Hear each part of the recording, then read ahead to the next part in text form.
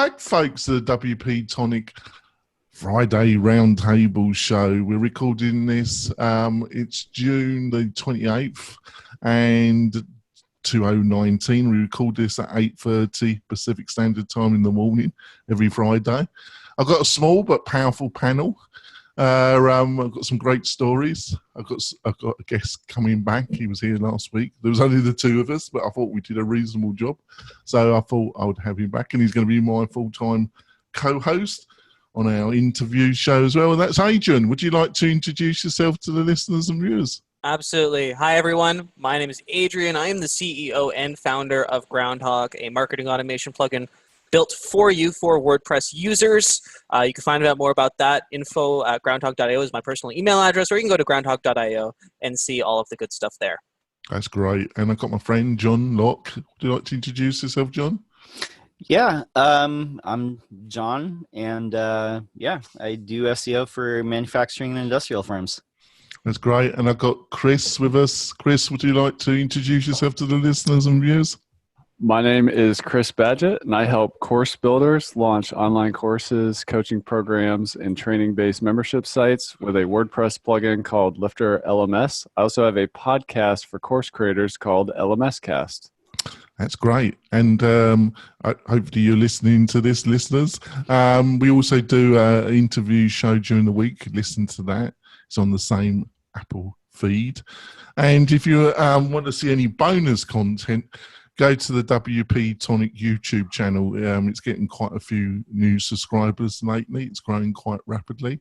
So join that, and we've got loads of bonus content on that channel. So join that. And if you want to listen to any of the shows, the earliest, it's always best to subscribe to YouTube channel because you'll be able to hear those on there the earliest. So let's go on for our stories, and I think I've rustled up some interesting stories with the help of the panel. And we start off with WP Engine requires Flywheel. What do you reckon about this one, Chris? I'm excited for it. WP Engine, has definitely grown a lot over the years, and Flywheel is a respected company for hosting. So just having them come together, I don't think there's really that much to talk about besides just the consolidation that's happening in the WordPress space. And, two good hosting companies coming together, I think is only a good thing. So those are my comments.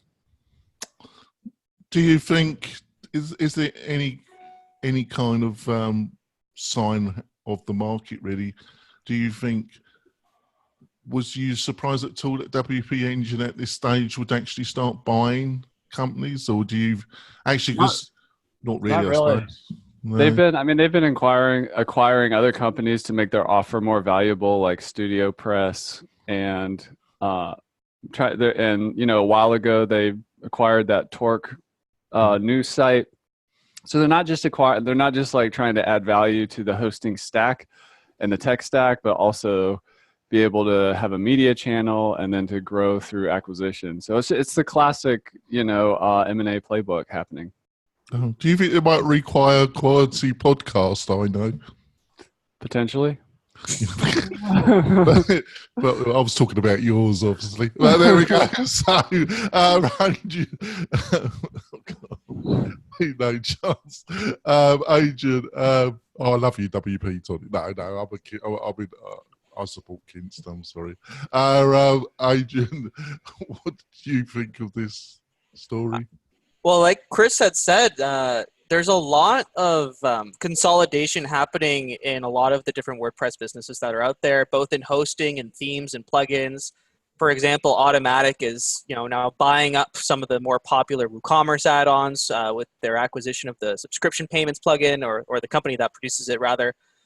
So lots of consolidation going on, and I think that's, or at least the whole WordPress consolidation force that's moving forward, or the wave that's moving forward, is exemplifies how WordPress is kind of moving into not just like the crowdsourced software that it was built to be, but consistently moving towards, how do I put this, like the more grown-up tech sector where enterprise companies start to get involved, and financial investors start to get involved, and we may see, IPOs at one point. And I think with all of these acquisitions, and businesses that are involved in the WordPress community are preparing themselves for eventually being maybe traded and diversifying their portfolios. For example, like Chris had said, they're buying up media companies, they're buying up themes, they're buying up other hosting companies in order to diversify their offering. So if someone was to look into their portfolio and says, yes, this is where I want to put my money, then they can see all of those revenue streams. Like, that's a good diversified investment. Yeah, that's well put. Yeah. What do you reckon, John? Yeah, so I think this took me a little bit by surprise, but I back in my previous life, I have seen this happen before when companies are trying to raise their valuation. They will often acquire other companies in order to boost their annual revenue. And some stats here that I just saw is WP Engine's current annual recurring revenue is 132 million. Flywheel's was 18 million. And WP Engine has a current growth rate of 50%. So by 2020, by the end of 2020, this time next year, they should be making 200 million in annual recurring revenue. If they were to IPO right now, it would probably be just shy of $1 billion. So they've taken what I think it's like 4 rounds, and they took a very small round in order to make this acquisition. So they are most definitely gonna IPO at some point. They're gonna be like they're looking for it. Yeah, they're looking for it. So very interesting. And as Chris said, there's been a lot of consolidation. There's been a lot of companies that were really well established in what you could say was the phase 1 of WordPress growth. And a lot of those companies have been acquired by the bigger fish. So it's very interesting as we're in the middle of the phase 2 of WordPress growth. I think they're great points. Thanks for that, John. I think we'll go on to the next story. God bless WP Engine. There we go. When Chinese students were given for uncensored internet, I thought this was a fascinating story myself, actually. What did you think of this one, Adrian? Well, I read it, and it was indeed fascinating. I suppose if you grow, it's like the nature versus nurture argument. Are we like naturally curious, or do we grow up learning to be curious? And when they were given, this new uncensored internet that they had never experienced before, they weren't. The stats showed that unless incentivized, they weren't naturally curious for anything that was already outside of kind of their realm of experience, which is interesting. So it was really looking at like the psychological aspect of it. If we provide these tools, if you grow up in a box and you're not aware of anything outside of the box, do you naturally want to go outside the box? And the results from this survey are you talking about living in America? No, but I'm sure you could. I'm sure you could extend that as something crazy like 80% of Americans don't have, or 50%, some crazy number, don't have a passport. I should actually look up that statistic, but it's quite large. And you're becoming like a politician, Adrian. You don't look up. You just say it. No, I don't mean that. Let me look it up. While you go on to the next person, that was cruel. That was cruel. No, that was cruel, actually. So, Chris, what did you think? I'm not a fan of censorship personally, but the interesting statistic in this article is that 5% of the subjects who got the uncensored internet actually accessed uncensored content. So there's a couple of things tied up in that. Number one, if China were to become more of a free speech type of country, the change is not going to be dramatic. Like, it would be slow. It's a slippery slope, though. I mean, a couple memes get out, or, a major social movement starts happening, that 5% can jump up. But what I'm saying is the change is not like, it's not like you turn off censorship and all of a sudden everything goes to everybody all the time. There's like this early adopter, just like any kind of business life cycle, where only 5% are really, sticking their toes out and checking things out. And the reality is, in human nature, we're all deviant people in some way. And I think that 5% is probably just 5% of the time, any human being watching this is probably doing some kind of deviant behavior. And that's just part of being human, and you can't really stop that with censorship. So I'd like to see China, become a free speech country. And I think that would foster more innovation and economic growth and partnership, internationally with China. So that's my 2 cents. Yeah, and of course, obviously the students, they're not naive. They're given the internet, but if they ever, there's the after period, isn't it? The prospect that you might get a black mark and end up in a detention centre. You still kind of have that in the back of your mind, maybe. What do you reckon, John, or am I being cynical? No, I think that, as Chris said, and you pointed out, there's some powerful psychological things that are at play here, because you would think offering younger people access to an uncensored internet, you'd think that they would be using it, but they're not using it as much as you would think.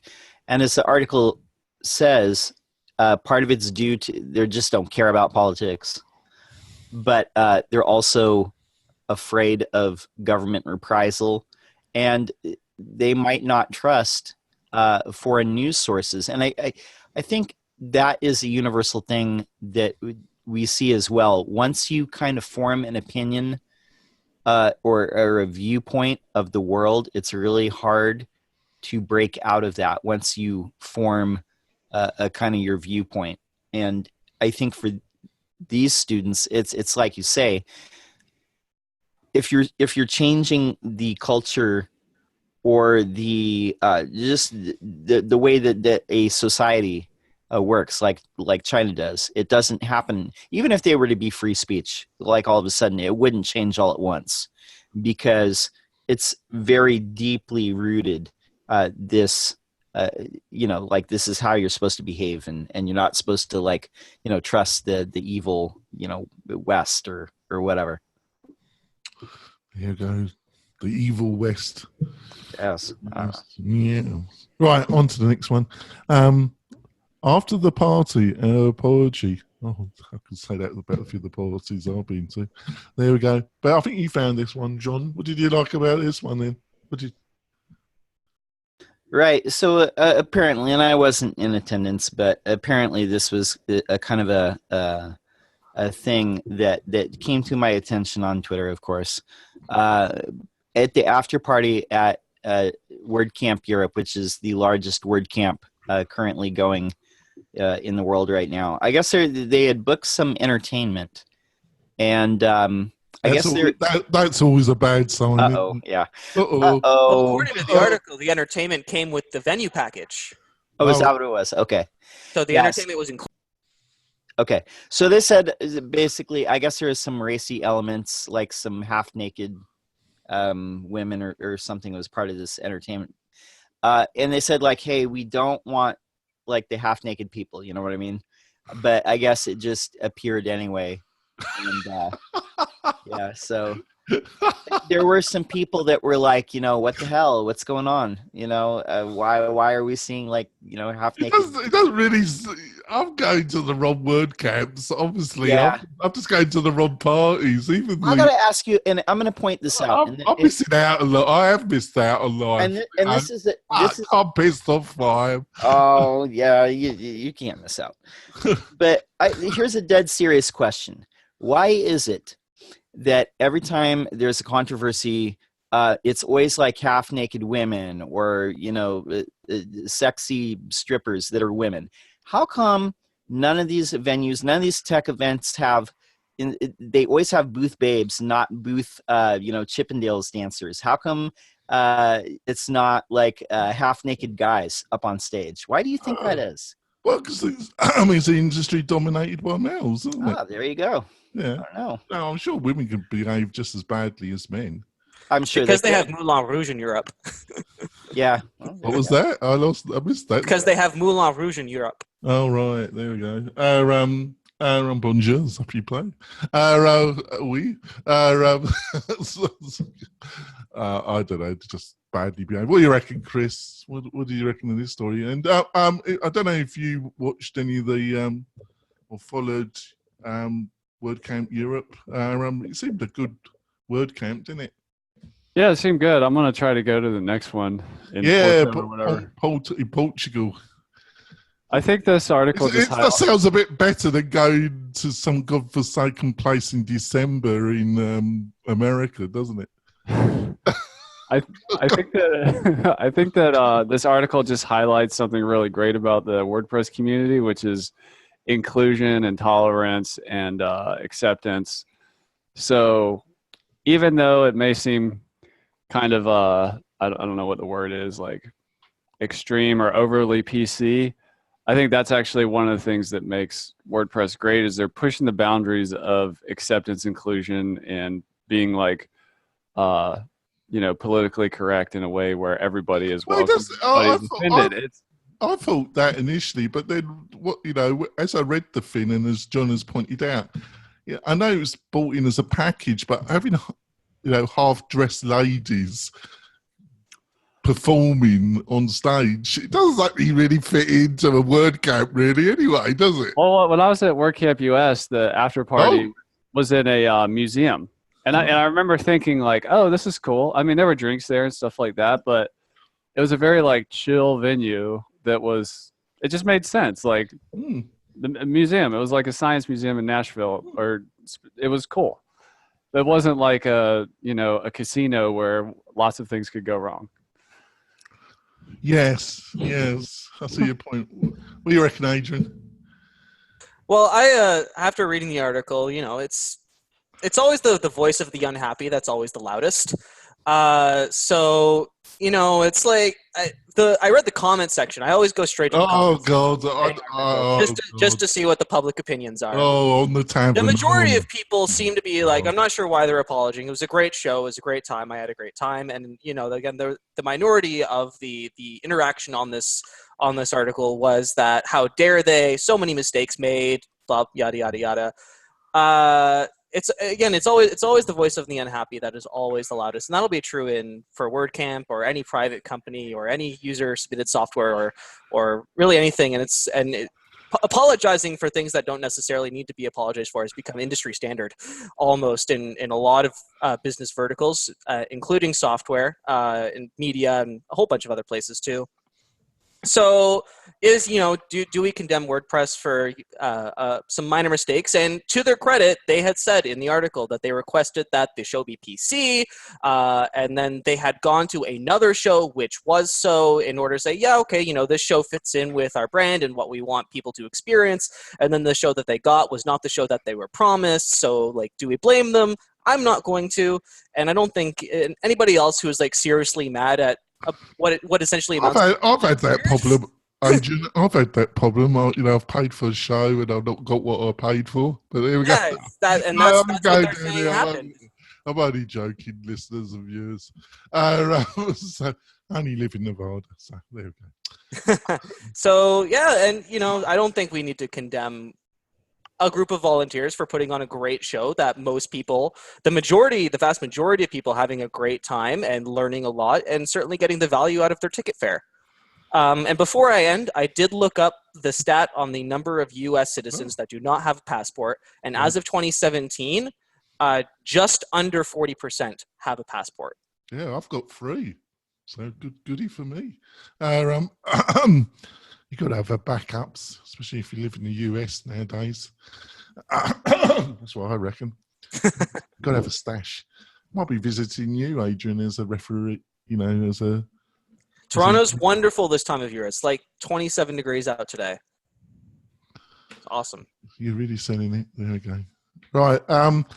I'd like to talk about one of my great sponsors, and I like to talk about WP-Fusion. What is WP-Fusion? You might ask my beloved new listeners and viewers, and there's been quite a few recently.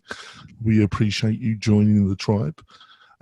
So what it does basically, if obviously you should have WordPress in your technology stack, but you're probably going to have a CRM like ActiveCampaign, Drip, Groundhog. Yes, he's. I remember. I've been singing your praises. Ask Chris. Like, I've been your. You know, you should be sponsoring me soon. The amount of free I'll send you an advertising. affiliate link. Oh, so generous. So, oh dear, oh dear. I just love it. So, get back to my sponsor, who actually does sponsor me. Is that no? He's early startup, Adrian. You know, when he gets his millions, I'm sure he'll remember who helped him. So get back to the story. So WP-Fusion, it allows your WordPress to really communicate with your CRM of choice, and it really puts it on steroids. And the support, the quality coding, everything about it is top notch. I use it myself. Have used it on clients' projects. It's fantastic.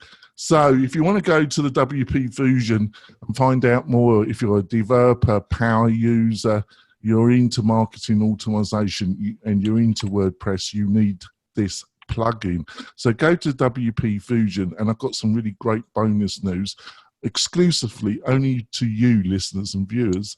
If you use the coupon code WP-Tonic, you'll get 25% off any of their packages, and that's only available to you, my beloved WP-Tonic tribe. So I think we're going to go for our break. We've got some other great stories. We'll be back in a few moments.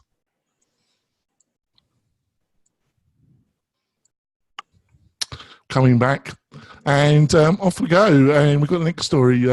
Something awful. Founder thinks YouTube sucks at moderation. I'm struggling. I had a heavy night last night. All right. Johnny John, what did you think of this one? Yeah, YouTube is bad at moderation. File this one under no duh. Yeah, okay. It's a bit like saying that Trump wears a wig, isn't it?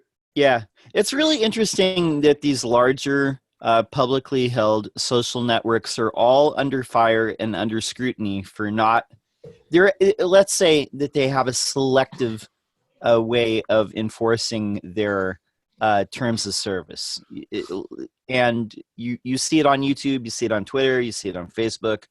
It's kind of like the worst bad actors usually get the highest engagement, or they have the most, a large amount of followers, and the whole algorithm of these things is to drive engagement, to have people stay longer on the platform so they can serve up more ads and make more money. And it's very interesting. But this the platform is something awful. They were an early pioneer in memes and stuff like that, but they're pretty much like, we will ban you for whatever we feel like. One of the people that they ended up banning early on ended up being the founder of 4chan, which is just a great place to hang out, right?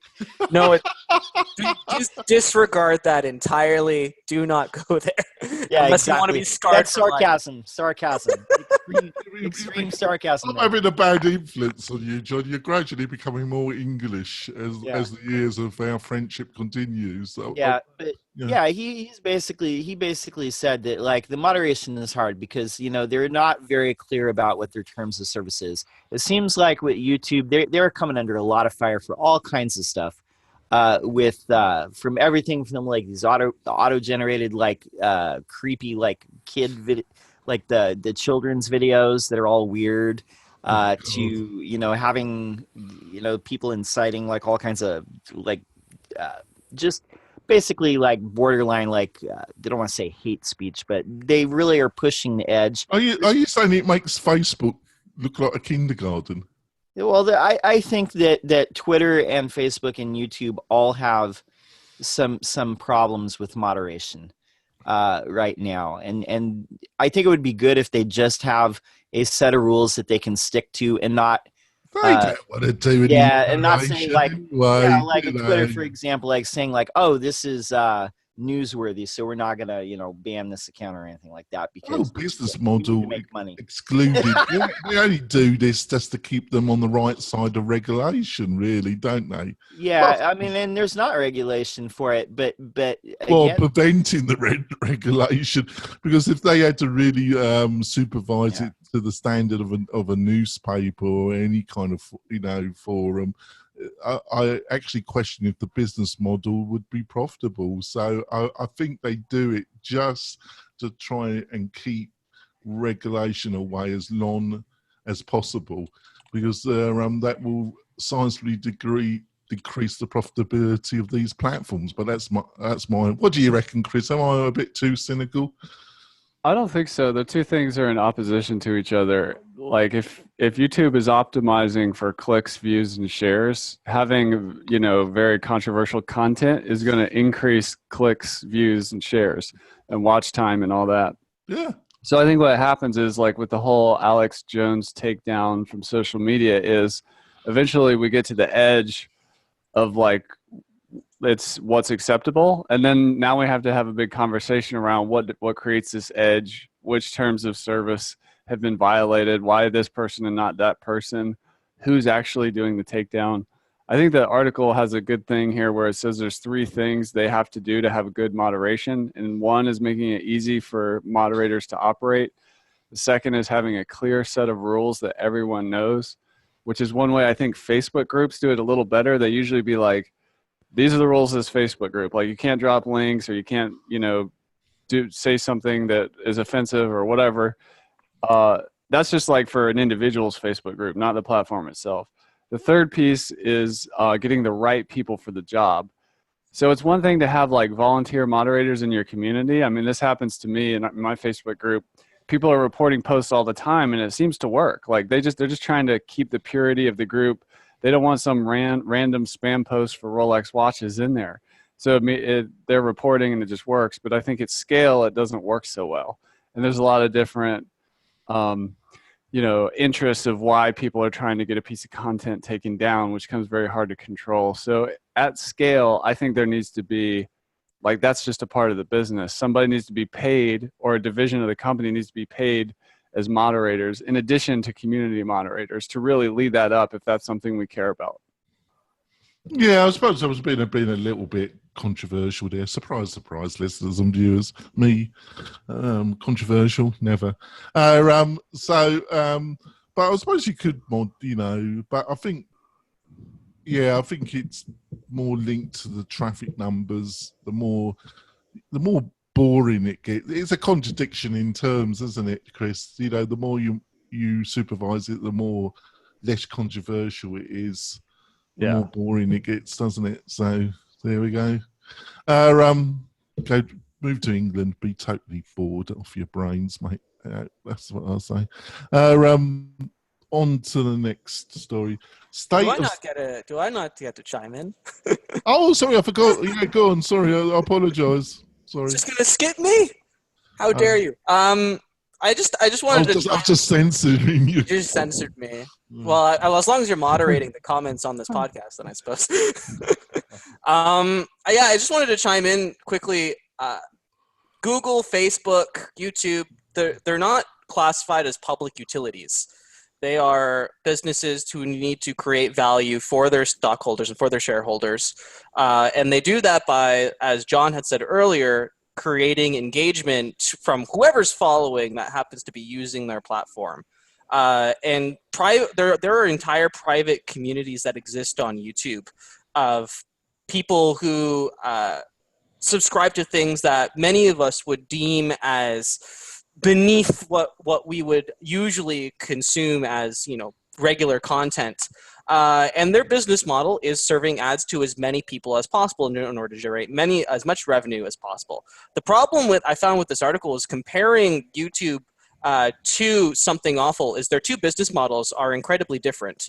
The business model of Something Awful is donations. There is a limited ad campaign kind of system going on in there. It's not nearly as robust or as useful as YouTube's ad generation algorithm is. They also sell merch, and they sell a bunch of basically other small ticket items.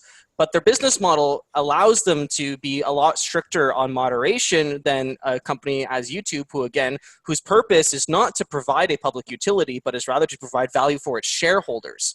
So if YouTube and Facebook and all of those places become a public utility, then fine, we can moderate it however we see fit, and we can essentially choose to enforce the terms and agreements that are laid out on the site. But until they become public utilities, which they probably never will, then they can necessarily operate however they see fit in order to create the most value for their shareholders.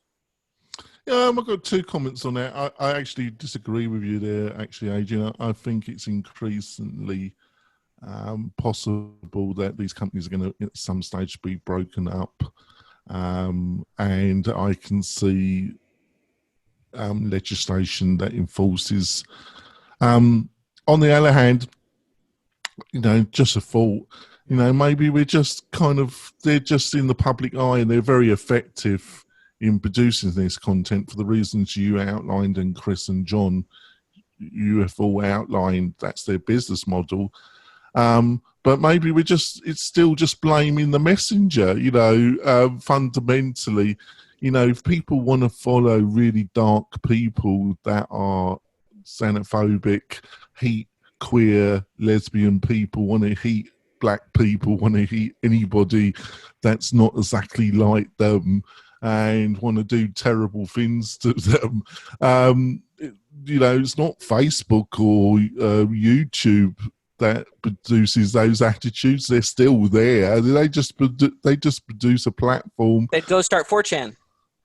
Yeah, exactly. They still go somewhere. They're still not going to change their attitudes. They're still there, aren't they? So maybe you're just blaming, the microphone. You're not blaming the real source. They're just, there's just a sizable minority of people that are just shitheads, basically, aren't they? Yeah, I don't know. Oh, you're not going to reply to it, so I'll go on to the next story. Yeah, right. State of something well, probably even more worse, actually. The state of CSS in 2019 survey result: top frameworks ranked low in satisfaction. JavaScript proficiency on the rise. What did you think of this one, John? Yeah, so I thought it was really interesting that Bootstrap and Foundation were at the bottom. I think it must be a developer thing. I mean, I develop, but I'm not as obsessive about it as some people. And I could see Bootstrap being ranked low, but Foundation I think really surprises me because I know a lot of people that use that and roll their own frameworks. I think a lot of these newer ones, maybe they've made improved earlier predecessors. That could be why that they're rated so high. I think it is interesting that JavaScript proficiency is rising. I think that's definitely where the web is headed. At least it seems. But yeah, definitely it's the magic triangle. It's the holy trinity. HTML, CSS, and JavaScript. That's everything you need. Everything. Those don't need even to eat or sleep. What do you reckon, Chris? What do you reckon of this one? No comment on that. No, I thought you were going to do that. Well, Adrian, go on. Got any comments? I mostly develop in the WordPress space, so I'm not super familiar with a lot of like the CSS frameworks like Foundation and Bootstrap because there's a lot of built-in stuff into WordPress core that I get to play around with. I think as far as John was mentioning that Bootstrap and Foundation were really low as they were one of the or two of the first rather frameworks out there. It's when you build your entire platform on stuff that hasn't necessarily existed yet.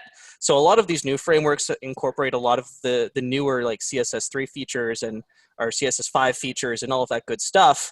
A lot of that didn't exist when they first came out, or when the frameworks first came out, and aging along with those new with those new improvements can become difficult. For example, WordPress core also suffers from these new improvements come out in PHP and all of that, but since their whole core is based on technology that existed essentially 13 years ago, it's hard to maintain and update. They do the best that they can, and I think they actually do a really good job at trying to stay relevant with all of like the new, like we have namespacing in PHP now, and there's like so many improvements and functions, but a lot of core just doesn't make use of that because the framework was built on stuff and they have to maintain backwards compatibility and all that good stuff, right?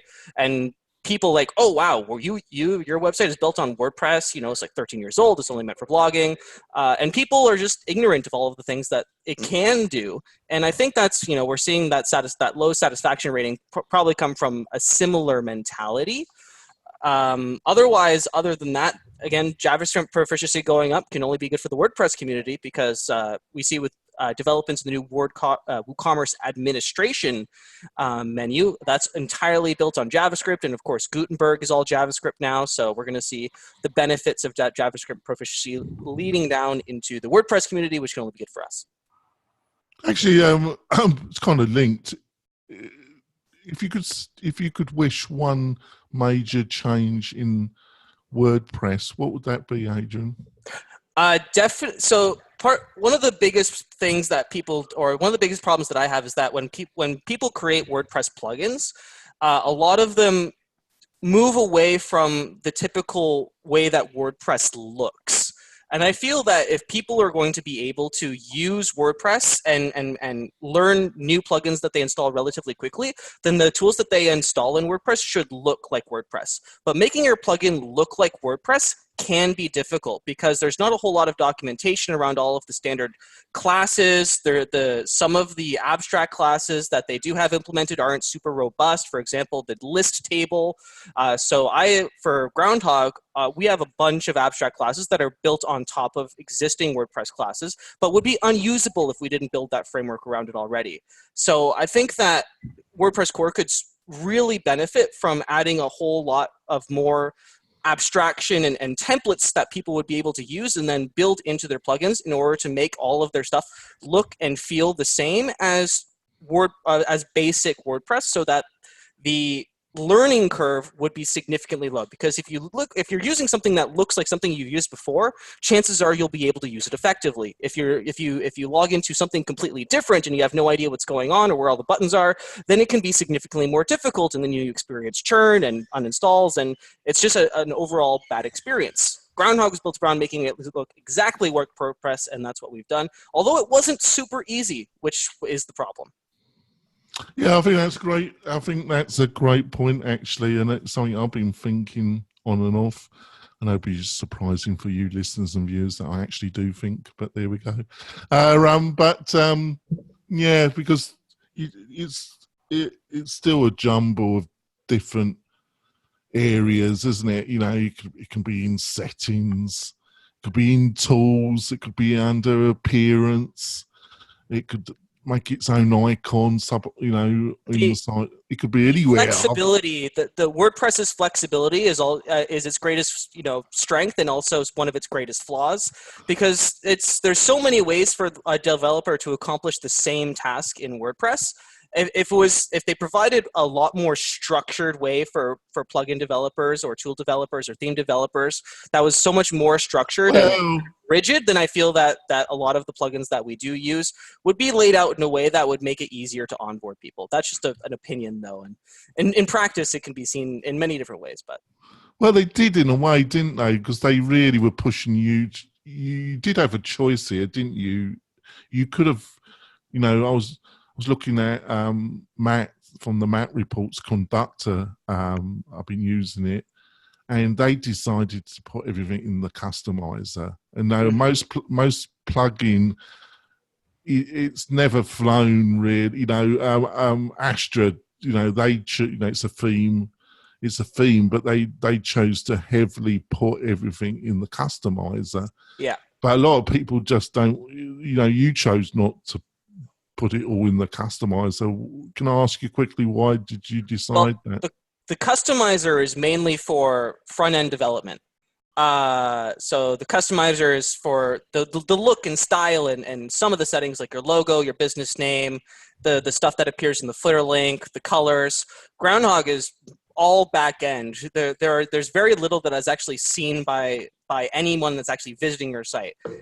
All they would see is maybe like the email preference center and a form on a couple pages that if you built a form and you put it on your website. So customizer wasn't really you can't edit, you can't build funnels or write emails from the customizer. At least that's not what it was made to do. I'm sure someone could make it do that, but that wouldn't necessarily provide a great user experience. It's all about user experience at the end of the day. Can I ask you of this, Chris? Was there ever a discussion that you should really put everything as much as possible in the customizer? Was that a discussion at any stage with Lift LMS? Only for our theme. So we have a theme called Launchpad, which we released actually right before the customizer came out, and we were shooting ourselves in the foot for, I wish we had waited a little bit and done it the customizer way, because then it would have been a little bit easier for people to adopt. But yeah, I don't know. I mean, everything's in flux with like Gutenberg and the block editor. There's a lot we do in the block editor in terms of building course and lesson structures for the content that's very visual that people can now see with the block editor, and what you see is actually what you get on the front end. I still see the customizer, like Adrian said, more as a front end kind of theme styling thing than a functionality theming. And sometimes there are a few things related to plugins, like you mentioned the Astra theme has some customizer settings to like. Well, it's all in the customizer, and I was using like Matt's conductor plugin, and they heavily you know, I know it cost him a lot of money and development time, because that was the big push that everybody should put not only stuff that related to theme styling, but literally almost all functionality should have been, you know, at some moment. Time goes so quick. I think we're talking about a couple of years ago. Plus, you know, there was this real big push. It should go all in the customizer, and then conductor, it's all in the customizer. And like the Astra, it's all in the you know, all these options, everything.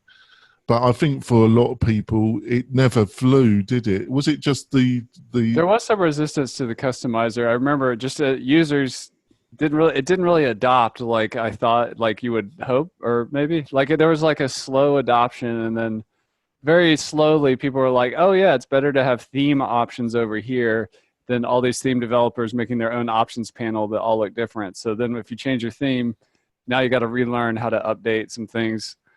But yeah, the adoption, I was actually surprised on the adoption rate of the customizer being what it was. And then page builders came on the scene and added another layer that further just... I personally feel one of the reasons, but I'm not a UX expert, I'm just putting my honest opinion here.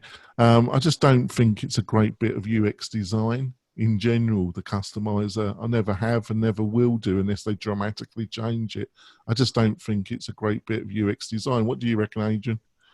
I think the largest problem that people have is the customizer load time. I think that's its biggest detriment to the user experience. If the load time was significantly faster, then I actually think that it was built out quite well. It's easy to navigate, I find, and the fact that the settings in real time update what your website looks like, I think is a huge benefit as far as front end development goes.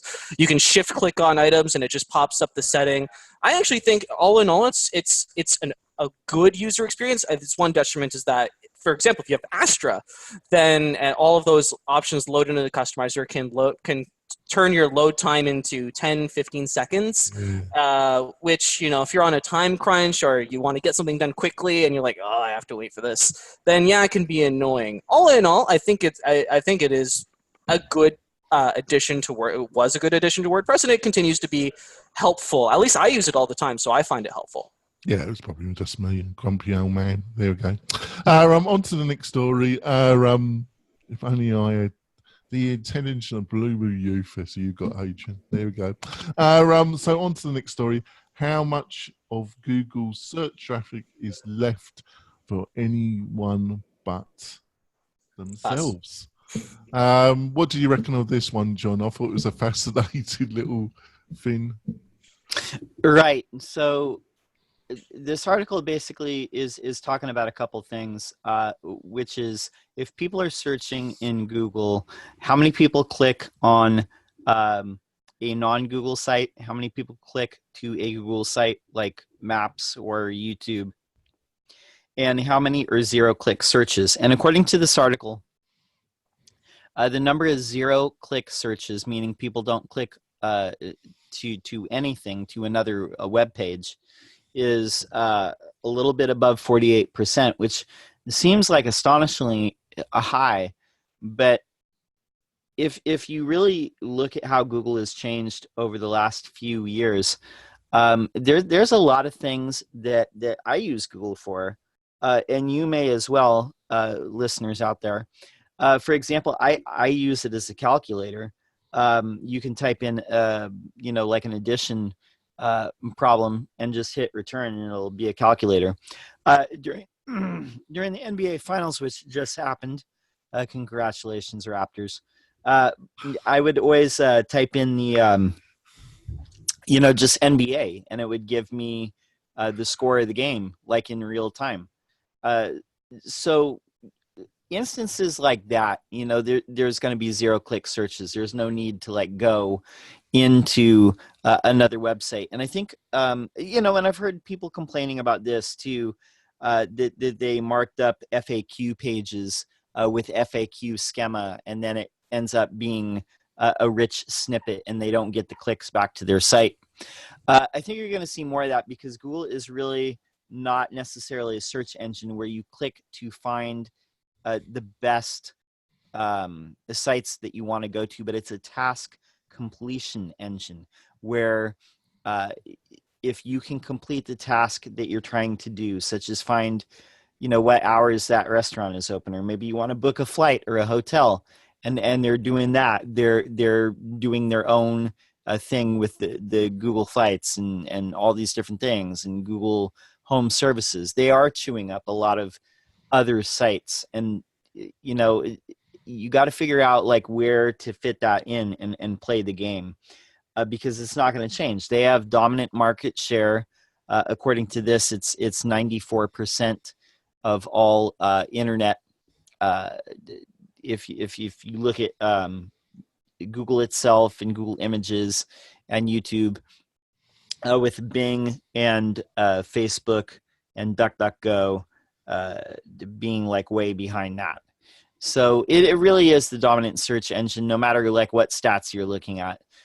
So you got to figure out how to play the game. And right now they just changed their layout very recently to where there's more ads at the top of search results. And that's because even though they made billions and billions of dollars in Q1, they missed their revenue targets for the shareholders by, whatever, 0.4 billion.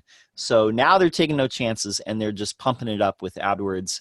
And like I said, you got to scroll hella far just to get to organic results sometimes. So it's the nature of the beast.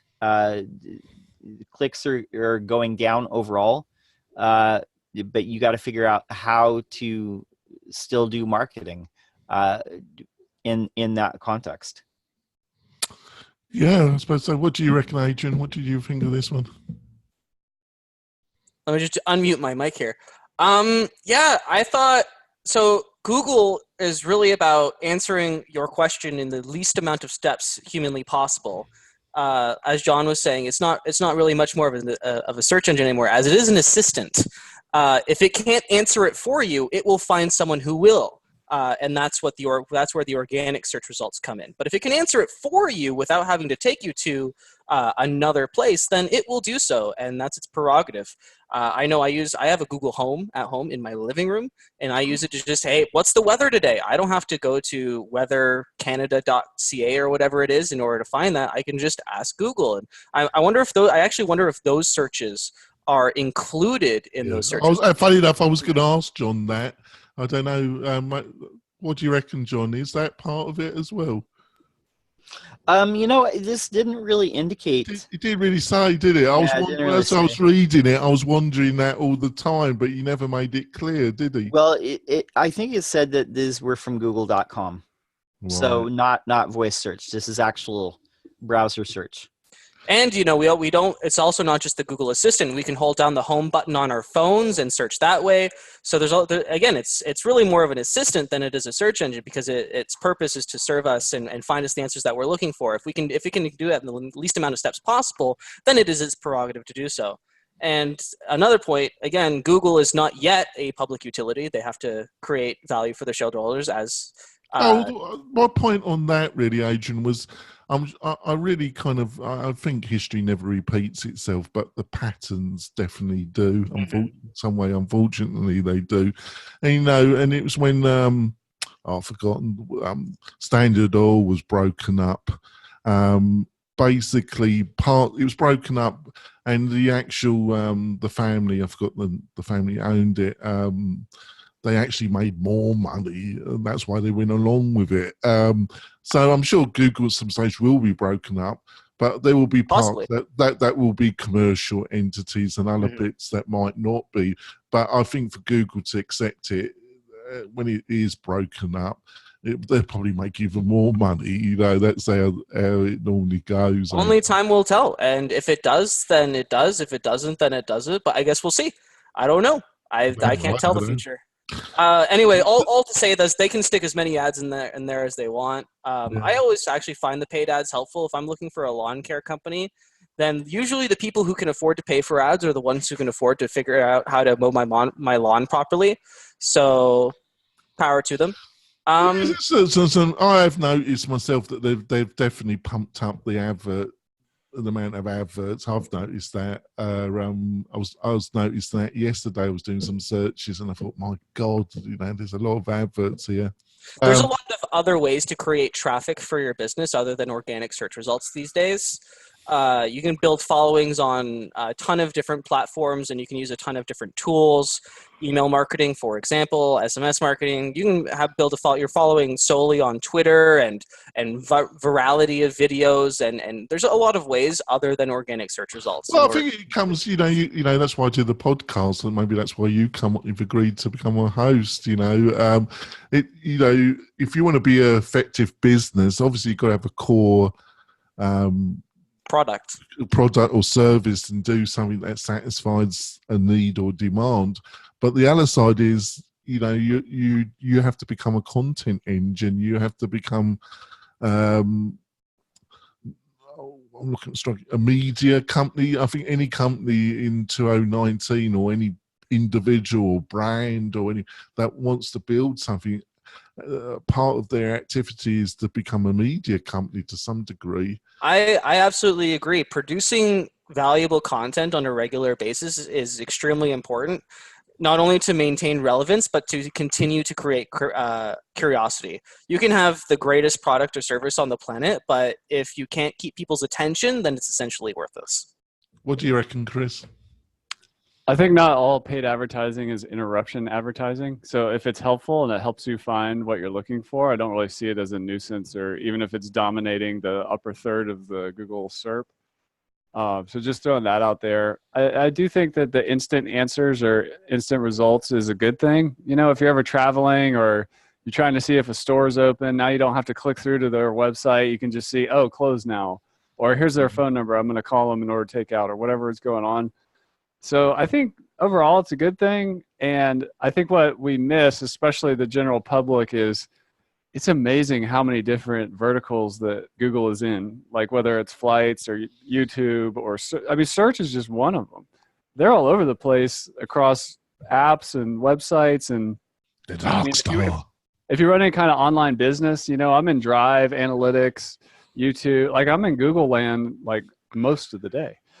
So it is big, and that just requires, the whole ethics and oversight thing. We just got to keep a critical eye on it and make sure, it's not becoming the eye of Sauron. Right. Thanks for that. I think I found some good stories. On to our recommendations of the week. And I'm going to recommend one of our friends of the show, Matt from the Matt Report, at Deus, and it's Conductor. I've been using it for a while, and they offer a really great lifetime package for $399. That basically you get all the updates for life. I love these lifetime packages, and I kind of bought it, and Matt did a great deal for me, and I really appreciate Matt. You get thumbs up for that. And I've been trying it out on a couple of projects, and it really works really fantastic. What does it do? Basically, allows you to build queries without you having to be a top coder. And it does a ton of other stuff. It's a really interesting plugin, and it was when Matt first developed it with his team. The link will be in the show. Go and find some more about it. So, Chris, what would you like? Got anything you want to recommend?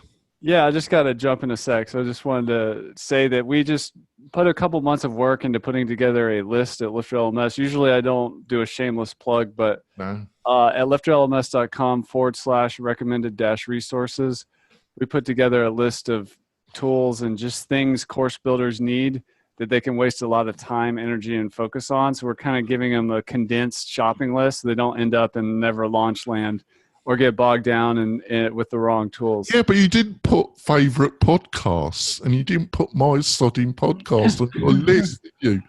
We you actually could put your own podcast there, obviously, but you could have put mine there as well, couldn't you? We actually have thought about putting together like a kind of a training thing to feature videos and podcasts and stuff like that, but we haven't gotten there yet. But thanks for the tip.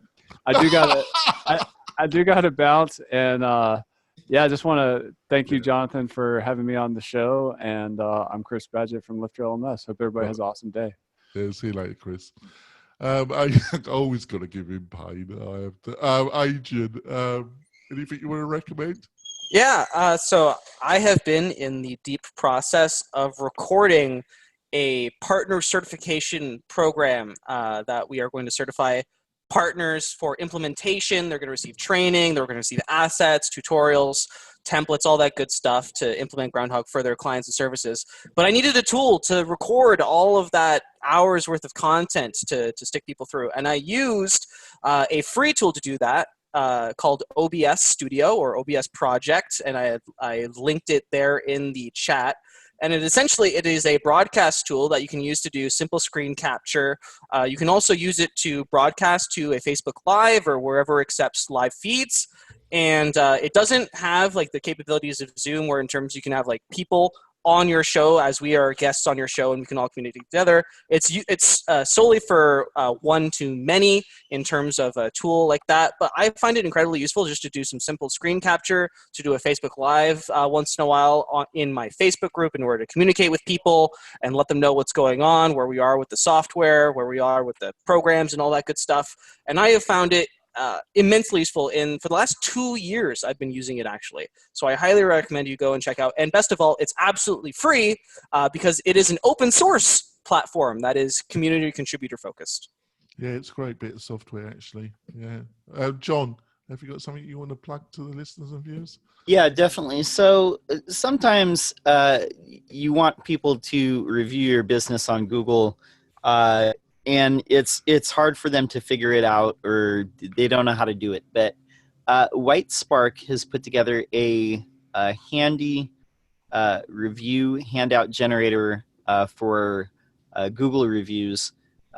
So basically, you just type in your info. It'll find your business, and it will give people. It'll give you like a print out a PDF that you can hand to your customers or your clients, and then you'll get more reviews. So just handy. Yeah, that sounds really interesting. Make sure that's in the chat. Right, Adrian, how can people find out more about you and what you're up to, Adrian? Yeah, so they can go to groundhog.io. That is Groundhog with 2 G's at the end, so you could trademark it. Once they go there, they can download our free WordPress plugin. We run a freemium model, so our entire base plugin, which has a ton of value in it, is absolutely free. They can also go to wordpress.org/plugins/groundhog, again with 2 G's, to find our WordPress repository listing, and they can submit support tickets there, and they can leave a review if they want, or they can do any of that good stuff and download our software again from that place as well. If you want to reach out to me personally, I am info@groundhog.io, and we are at Groundhog WP on both Facebook and Twitter, where you can also reach out to us with any of your burning questions.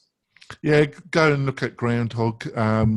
It's a really interesting plugin and a service, and I'm trying to give it as much support as possible.